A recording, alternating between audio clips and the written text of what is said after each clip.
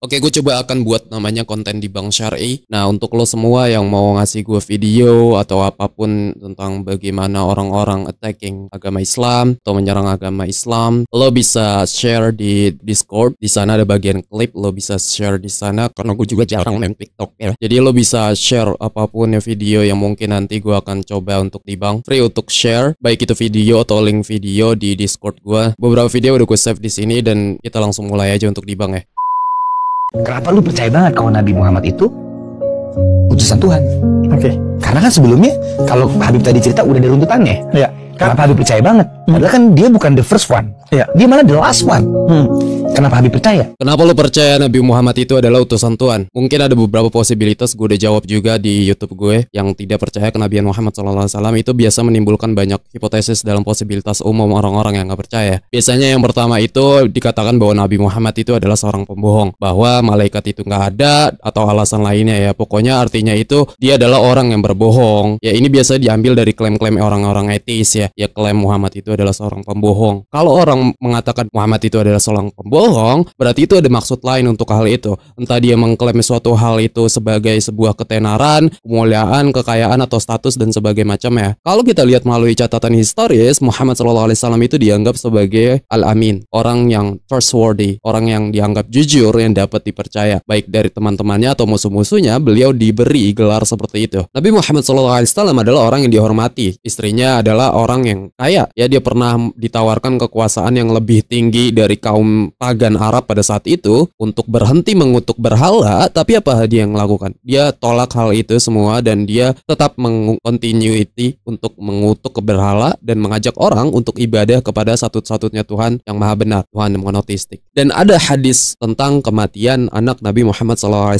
namanya Ibrahim. Pada saat itu tuh ada gerhana, oke? Dan orang-orang pada saat itu mengira kemunculan gerhana tersebut adalah karena kematian anak Nabi Muhammad SAW. Kalau Muhammad SAW itu berbohong, dia dengan gampangnya bilang bahwa kemunculan gerhana tersebut karena memang sebab kematian anaknya. Tapi apa yang dia bilang? Dia mengatakan sebaliknya bahwa kemunculan gerhana pada saat itu tidak ada kaitannya terhadap kematian anaknya. Demikian itu cuma menunjukkan satu hal, bahwa ia adalah orang yang jujur dan dapat dipercaya dan dia bukanlah orang yang bohong. Klaim kedua, Nabi Muhammad SAW itu biasa disebut orang yang gila, orang delusi atau skizofrenia atau apapun lah ya. Ada kaitannya bahwa dia itu nggak menerima wahyu dari Tuhan, melainkan itu hanya khayalannya saja atau delusiannya saja ya. Ini juga diambil dari klaim etis, oke? Orang yang menolak Muhammad SAW. Apakah bisa seseorang yang gila khayalan itu mampu untuk memimpin jalannya suatu perang pada saat itu, berbisnis pada saat itu, merawat anak dan keluarganya pada saat itu, dan juga diikuti oleh banyak orang pada saat itu? Dia adalah orang yang dihormati di antara para musuh-musuhnya pada saat itu. Ketika orang bertemu dia, orang-orang merasa tenang isi hati dan pikiran mereka dan mendapat gelar rasa hormat dari musuh-musuhnya. Pria gila mana yang bisa menentangkan hati dan pikiran orang-orang yang bertemunya dan mendapatkan gelar rasa hormat dari musuh-musuhnya? Pria delusi mana yang mampu membawa Quran dengan isi keajaibannya dan orang-orang pada saat itu ternyangkan pada isi Al-Quran dan pembawaannya? Kalau lo menganggap Muhammad SAW adalah orang yang gila atau delusion, demikian lo menuduh ratusan ribu orang pada saat itu pengikutnya dan bahkan musuh-musuhnya adalah orang-orang yang gila dan orang-orang yang delusion. Dan demikian lu juga menuduh 1,9 miliar orang muslim di seluruh dunia adalah orang-orang gila dan orang-orang delusion. Dan itu terjadi kalau lu menuduh Muhammad SAW adalah orang yang gila dan delusion. Lagi pula, orang yang gila dan delusion itu biasanya berbicara benar, berbicara jujur. Mereka tidak berbicara dusta. Dan lagi pula, Muhammad SAW itu gak terlihat seperti orang yang gila, khayalan, sakit mental, delusi, dan sebagainya macamnya. Demikian dia bukan orang yang seperti itu. Mungkin awal kali yang orang gila ya. Nah, klaim ketiga itu biasanya Muhammad SAW itu dianggap menerima wahyu dari setan, bukan menerima dari malaikat, bukan menerima dari Tuhan, melainkan menerima dari setan. Ini biasanya diambil dari klaim-klaim agama-agama lain ya. Contohnya yang paling utama di itu biasanya didapetin dari agama Kristen. Mereka bilang bahwa orang-orang muslim itu ajaran setan ya, Muhammad itu mendapat wahyu dari setan, bla bla bla bla bla. Karena orang etis itu nggak percaya setan, oke? Kalau Muhammad SAW itu ditipu setan, kenapa kenapa dia mengajarkan umatnya untuk mengutuk setan dan meminta perlindungan Tuhan dari godaan setan. Ini namanya paradoks. Dia berdakwah kepada orang-orang untuk meninggalkan agama politistik atau pada saat itu berhala-berhala.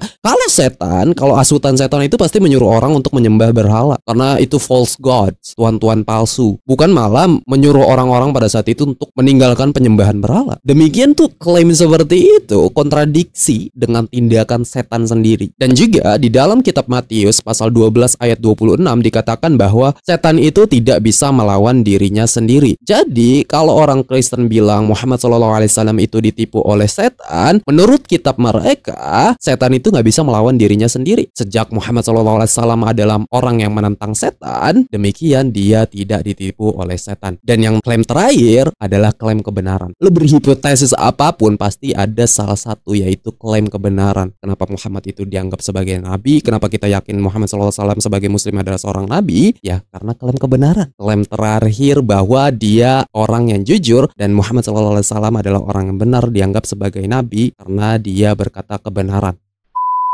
Jadi kalau Tuhan yang maha pencipta, dia menjadi makhluk ciptaannya, firman menjelma jadi manusia, inkarnasi jadi manusia, jadi Yesus lah dalam hal ini langsung.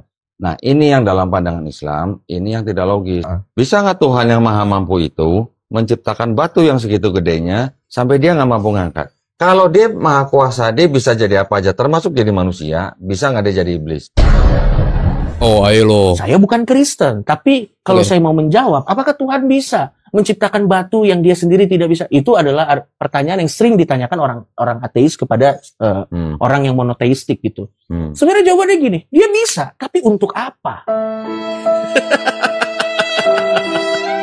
Harusnya ya kondoditan itu kasih simpel analogis kayak kocok ya gitu. Kayak apa ada bujangan yang sudah menikah, atau apakah ada lingkaran yang bisa menjadi kotak. Ini disebutnya paradoks ya, kontradiksi. Karena ini harus tautologis ya, dalam klasifikasi logis itu disebut kebenaran niscaya atau kebenaran logis. Jadi contoh lain itu 2 tambah 2 sama dengan 4 itu disebutnya niscaya ya, atau kebenaran logis atau kebenaran niscaya. Jadi hal itu mustahil salah. Kalau dibuat salah berarti itu paradoks dan menghasilkan suatu kontradiksi. Oke. Seperti pertanyaan seperti ini, oke? Ini disebutnya omnipotence paradox, paradoks kemahakuasaan Tuhan. Dalam pertanyaan ini, jawabannya itu bukan iya atau tidak, karena hal itu cuma akan membantah klaim kemahakuasaan. Kalau lo bilang Tuhan itu nggak bisa mengangkat batu yang sangat berat sehingga ia sendiri nggak bisa mengangkatnya, berarti Tuhan itu tidak maha kuasa. Dan kalau lo bilang Tuhan itu bisa mengangkat batu yang sangat berat sehingga ia sendiri nggak bisa mengangkatnya, demikian Tuhan juga tidak maha kuasa, karena Tuhan itu mampu menciptakan batu yang sangat berat, namun ia sendiri nggak bisa mengangkatnya. Nah, hal yang harus lo lakukan, cara ngilangin paradoksnya yaitu cari definisi omnipotence itu, kemahakuasaan itu. Bukan lo cuman bilang bisa atau tidak, bukan begitu. Apa maksudnya dari definisi itu? Kalau lo definisikan kemahakuasaan itu sebagai maha kuasa di atas dari yang lainnya, itu nggak menimbulkan hasil paradoks. Kalau lo mendefinisikan maha kuasa itu sebagai Tuhan yang mampu melakukan segala sesuatu, itu ada paradoks di sana. Karena itu dianggap sebagai definisi yang incoherent dan bertentangan di etymological fallacy sendiri. Kemahakuasaan itu bukan seperti itu didefinisikan dari kalangan para teistik, dan itu didefinisikan sebagai definisi yang incoherent, yang enggak secara logis. Oke? Secara logis itu impossible, logical impossibility. Contohnya itu lingkaran itu kotak. Apakah bisa kita mengatakan lingkaran itu kotak? Atau bujangan itu yang sudah menikah, apakah bisa kita mengatakan seperti itu? Ya bujangan ya bujangan, yang udah menikah ya udah menikah, udah bukan lagi bujangan. Kalau lu paksain hal itu berarti itu tautological false, nggak mengikuti secara logis. Jadi kalau lu gunain definisi kayak gitu, berarti lu nggak berharap suatu jawaban logis. Kalau lu menggunakan hal itu, pertanyaan seperti itu, dan lu menggunakan definisi seperti itu, karena pertanyaan tersebut itu nggak bekerja secara logis. Itu lu harus simpulkan dengan definisi yang konkret, definisi tentang hal itu, oke? Dan lagi pula, gue heran ya, lu lihat ya. Ini kan dari baca murid Yohanes ya. Kalau kita lihat murid Injil sejati pasti sesuai Alkitab. Bro, what are you doing? Orang-orang teistik tuh ratusan tahun mengatasi ya, memecah jawaban seperti ini, pertanyaan seperti ini untuk mencari suatu jawabannya. Orang-orang teistik, khususnya orang-orang Kristen di barat, mereka tuh cari jawabannya untuk memecah hal seperti ini, bukan bilang ya atau tidak doang. Dan lu ngapain lu lu ngetawain orang danditan sendiri? Danditan si paling logis. Lu, oh my god, orang-orang ini ya, teolog lu, filsuf lu semua, mereka ngabisin ratusan tahun membuat memecah nih untuk cari jawaban paradoks toksikal ini, oke? Dan lo di sini cuma bilang, wah ya, without knowing anything. Lo, gue kesel banget lu orang-orang Kristen, lu pada ngapain sih lu? Gue cekot anjir. Udah next. Tetapi coba kita pikirin, di Amerika orang nyolong berapa menit sekali udah terjadi kriminal gitu kan. Coba diterapkan misalnya, kejahatan itu bakal langsung anjlok turun, atau tetap, atau naik. Ya di Jepang nggak pakai potong tangan, salah satu negara teraman di dunia. Waduh, ini berat lagi nih. Iya. Tapi dikit-dikit aja tapi langsung. Iya, baik. Well, masalahnya di Jepang itu mereka punya Shintoism, spirituality. Di sana mereka juga punya spiritualitas. Jadi mereka nggak punya ngambil semua nilai atheism di sana. Itu orang-orang muda Jepang di sana yang mungkin yang lebih kecondong ke atheism. Orang-orang tuanya mereka punya nilai spiritualitas di sana, oke? Dan kalau lu mengatakan gini, lu mengatakan Jepang itu aman, suatu hal yang gini, gue challenge lu, gue tantang lu ya, lu taruh HP di jalanan Jepang sama taruh, kalau nggak di kafe ya, di kafe orang yang banyak di Jepang, sama lu taruh HP di Dubai ya, lu tinggalin tuh 3 jam dan lu lihat apakah masih ada di situ di Jepang. Coba lu situ. Lagi juga negara-negara atheistic ya, atheistic country tuh di Scandinavian countries ya, di sana tuh ada Norwegia, ada Swedia ya, lu tahu nggak crime rights ya, atau pemerkosaan tuh paling tinggi itu, oke? No, negara-negara lu jangan bilang itu, wah itu yang merkosa juga orang-orang beragama, konyol banget lu tahu dari mana orang beragama ini paling nonsense ya, di antara para new atheism, orang-orang atheistic, gerakan new neo atheism ini yang baru-baru ini, mereka bilang bahwa di Scandinavian country itu orang-orang yang memerkosa itu mereka orang-orang diambil dari orang-orang Middle Eastern, orang-orang beragama, semua orang-orang Muslim. Pertanyaan gua, dari mana lu tahu mereka agama? Karena nama mereka. Wait, it doesn't make it true. That is a fallacy. Kalau lu mengatakan mereka dari nama mereka dianggap Muslim atau apapun lah ya, padahal bang enggak. Di sana juga banyak orang berkulit putih semua yang raping someone on the street. The crime rates itu yang paling tinggi itu orang-orang mereka, oke? Orang-orang yang atheistic lo, kaum lo no, ya? Karena kenapa orang beragama itu raping someone, memerkosa orang itu salah. Sekarang gini, apa justifikasi lo memerkosa orang itu past, present, and future? Gimana lo justifikasikan hal ini? Bagaimana pemerkosaan itu masa lalu, masa sekarang, dan masa depan? Masa lalu lo punya pemerkosaan itu suatu hal yang umum di Eropa ya, itu tuh sejarah lo. Masa sekarang fine, tapi lo nggak tahu di masa depan mungkin pemerkosaan itu sebagai suatu hal yang legal bagi lo nggak tahu dalam hal ini, oke? Itu klaim ateistik dan lo harus mempertanggungjawabkan hal itu, oke? Jadi it's ridiculous, man. Lo sendiri lo lihat dong ya, bahkan human rights sendiri di kalangan para atheism, lo nggak bisa percaya human rights, lo nggak percaya hak asasi manusia di kalangan para atheism. Itu realitas lo deal with it. Ateistik nonsense ya, keyboard warrior bilang bahwa well kita adalah orang yang peaceful, kita gak suka kejahatan, gak suka keburukan. Well, it's a produk lu. Agama yang mengajarkan orang-orang untuk raping someone on the street, untuk memerkosa orang di jalan, itu ajaran lo semua. Sorry to say. Well, ajaran mana? Ya lu gak percaya human rights. Kita cuma makhluk sosial biologis dalam sistem evolusi acak, oke? Binatang berkosa satu sama lain di animal kingdom ya, di kerajaan hewan. Binatang itu bekerja, mereka saling rape satu sama lain, oke?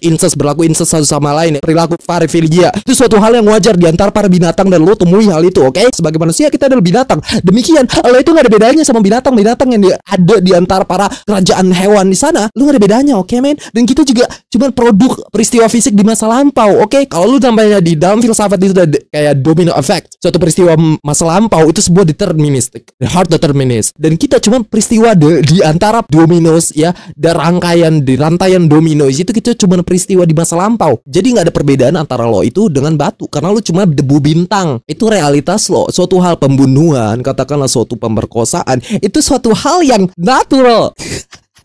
Itu realitas lo, deal with it. Kocak. Kristen lagi deh. Lihat. Nih dia lihat ya, Kristen lagi deh. Pengabar Injil Kristus. Orang-orang Kristen pada benci sama Donditan. Pada ngapain lu bela-bela orang-orang ateis? That's nonsense. Capek gua, udah males. Have you ever heard of this one study where they found that there is an inverse correlation between intelligence and religiosity? That is an actual research finding. There's an inverse correlation, meaning that the more religious you are, the more likely lower you are in terms of intelligence.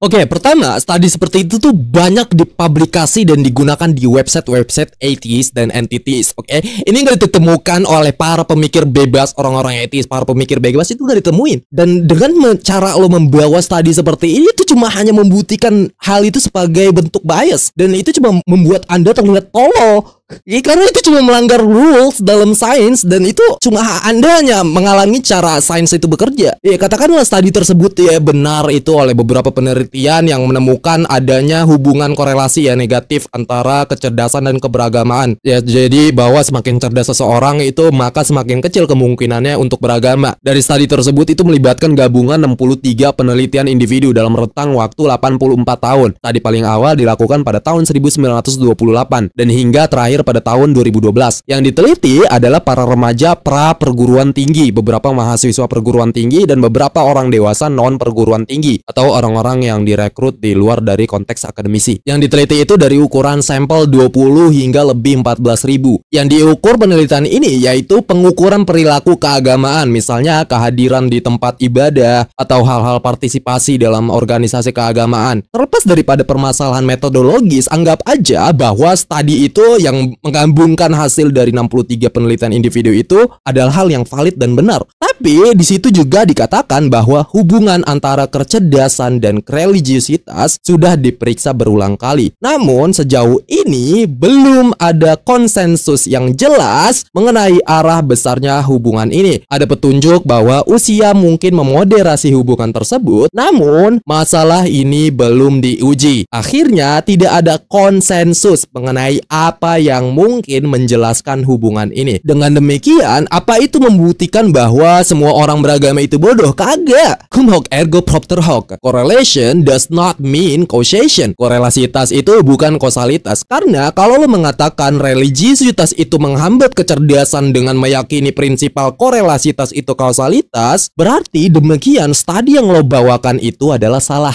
Karena Francis Bacon, orang yang taat beragama yang mengemukakan dan mempopulerasikan metode sains, dasar empirisme dan metode induktif yang diandalkan oleh studi yang lo bawakan itu, kalau dengan prinsipal korelasitas itu kausalitas, demikian studi yang lo bawakan itu adalah salah. Dan itu tidak cerdas. Karena dasar-dasar empirisme dan metode sains yang digunakan studi tersebut berasal dari orang yang beragama dan tidak cerdas. Pertanyaannya sekarang adalah apakah agama ini menghambat kecerdasan atau menstimulasi kecerdasan? Hello, agama menghambat kecerdasan. Definisi lo tentang agama itu apa? Lo aja bagian dari agama, jamet. Kalau lo masuk dalam filsafat bahasa, agama didefinisikan sebagai minat, kepercayaan, atau kegiatan yang sangat penting bagi seseorang atau kelompok. Nah, lo seorang komika atau pecandu porno, lo membagi setengah kehidupan lo untuk agama. Jadi kesimpulannya agama menghambat kecerdasan lo berarti ya. Bapak pendiri bidang fisika, kimia, biologi, psikologi, sosiologi, antropologi, mereka semua teisme, mereka percaya akan suatu Tuhan dan mengikuti suatu agama. Johannes Kepler, Galileo, Isaac Newton, dan seterusnya, mereka semua percaya pada Tuhan. Dan sekarang lo menganggap mereka semua terhambat dalam kecerdasan. Dan ya, sekarang lo di abad ke-21 bilang secara nggak langsung bahwa agama adalah produk kebodohan. Semua karya dan metode sains di abad sekarang berasal dari orang-orang yang percaya pada Tuhan. Kalau lo menggunakan studi yang mengatakan bahwa agama mengurangi kecerdasan, gue juga bisa bilang, gue juga punya banyak studi nih yang mengatakan bahwa agama itu natural. Religiusitas dan spiritualitas itu hal yang alami, natural, yang dialimisasikan oleh manusia. Nih, fuck. Sebuah proyek penelitian internasional tahun 2011 selama 3 tahun yang dipimpin oleh 2 akademisi di Universitas Oxford, yang dipimpin oleh Dr. Justin Barrett, seorang Thrive Professor Developmental Science dari Pusat Antropologi dan Perikiran di Universitas Oxford, yang mendirikan proyek senilai 1,9 juta pound Britania yang melibatkan 57 peneliti yang melakukan lebih dari 40 studi terpisah di 20 negara yang mewakili beragam macam budaya. Studi-studi ini untuk mencari tahu tentang kepercayaan alami bawaan anak-anak sejak lahir, baik analitis maupun empiris, yang menyimpulkan dengan kesimpulan proto dan kesimpulan naluria bahwa anak-anak cenderung untuk percaya pada semacam bawaan ilahi atau Tuhan dan kehidupan setelah kematian. Ini disimpulkan dalam 2 buku oleh Justin Barrett, Cognitive Science, Religion and Theology, and Born Believers, dan juga co-director project Profesor Roger Trick dari Universitas Oxford, yang mengatakan bahwa proyek telah mengumpulkan bukti yang menunjukkan bahwa agama adalah fakta umum dari sifat manusia di masyarakat yang berbeda. Karena pemikiran manusia tampaknya berakar pada konsep agama seperti keberadaan agen supernatural atau Tuhan dan kemungkinan kehidupan setelah kematian. Dan juga Olivera Petrovich, seorang dokter Department of Experimental Psychology Oxford, Newberg pada bukunya Natural Theological Understanding from Childhood to Adulthood disyaratkan bahwa kepercayaan kepada Tuhan tidak diajarkan tetapi berkembang secara alami yang menggunakan bukti pendekatan empiris, rangkaian studi dengan anak-anak dan orang dewasa yang tinggal di beragam macam budaya seperti Inggris dan Jepang. Dia menyimpulkan bahwa anak-anak kecil melihat dunia dengan pikiran alami yang mencakup kausalitas ilmiah dan spekulasi metafisik dan kesimpulan spiritualitas sebagai aspek universal dari kognisi manusia. Dia mengatakan bahwa kepercayaan pada Tuhan muncul sebagai hasil dari perkembangan psikologis lainnya yang berhubungan dengan pemahaman sebab akibat. Dalam studi tahun 2001 yang dilakukan oleh Pusat Studi Otak dan Spiritual di Universitas Pennsylvania, Dr. Andrew Newberg dan Dr. Eugene D'Aquili menemukan perubahan terukur dalam sistem limbik dan area asosiasi objek di otak para biksu dan para pendoa. Dalam abstrak jurnal mereka, The Neuropsychological Basis of Religions or Why God Won't Go Away, tertulis secara umum, agama tampaknya memiliki dua fungsi utama, yaitu sistem pemeliharaan diri dan sistem transendensi diri, karena kedua fungsi ini berdampak langsung pada kelangsungan hidup dan kemampuan adaptasi manusia. Mekanisme neuropsikologis yang mendasari agama tampaknya telah tertanam sepenuhnya dalam kumpulan gen manusia dan pada akhirnya ke pengalaman manusia. Deborah Coleman, seorang profesor ilmu psikologi dan otak di Universitas Boston dan khususnya pakar kognisi anak, menggambarkan fenomena agama itu alami sebagai teisme intuitif berdasarkan penelitiannya yang ekstensif. Dalam penelitiannya tahun 2015 memperlihatkan bagaimana anak-anak menganggap objek natural itu bukanlah hasil manusia dan anak-anak menggambarkan objek tersebut sebagai bentuk desain atau rancangan non-human yang terjadi juga di kalangan para ateis. Peserta empiristik dalam 3 studi yang diuji di sini berasal dari orang non-religius dan ateis di Finlandia dan Amerika Serikat. Dari penelitian ini menyebut ateisme itu sebagai sesuatu yang berusaha secara kognitif dan temuan saat ini menunjukkan bahwa ada kecenderungan alami yang mengakar memandang alami sebagai sesuatu yang dirancang. Demikian hal itu menunjukkan betapa tidak wajarnya posisi ateis secara intelektual. Ada banyak studi yang mengatakan bahwa kita semua itu lahir religious. Kita meyakini hal-hal gaib tentang entitas ilahi, kausalitas metafisik. Itu semua muncul alami sejak lahir. Banyak juga kayak Paul Bloom dalam Religion is Natural. Dia bilang tuh udah berdasarkan penemuan baru. Jadi semua orang itu memiliki keyakinan seperti dualisme, keadaan jiwa dan tubuh. Juga kepercayaan ilahi itu semua datang secara alami kepada anak-anak kecil. Itu dia bilang. Olivia Petrovich ya menulis buku Natural Theological Understanding from Childhood to Adulthood dan juga Key Psychological Issues ya dalam bukunya. Pokoknya dia bilang percayaan pada Tuhan itu suatu bersifat universal. Maksud yang gue percaya Tuhan ini yang non anthropomorphic ya, bukan Tuhan itu yang sapi atau manusia. No, itu nggak masuk ke studi itu. Juga ada Justin Barrett, dia punya studi besar tahun 2011 selama 3 tahun. Ini gue pernah bahas juga waktu itu. Dia compile di 2 buku namanya Cognitive Science, Religion and Theology dan juga Born Believers. Pokoknya tuh di situ di Born Believers sendiri dia bilang itu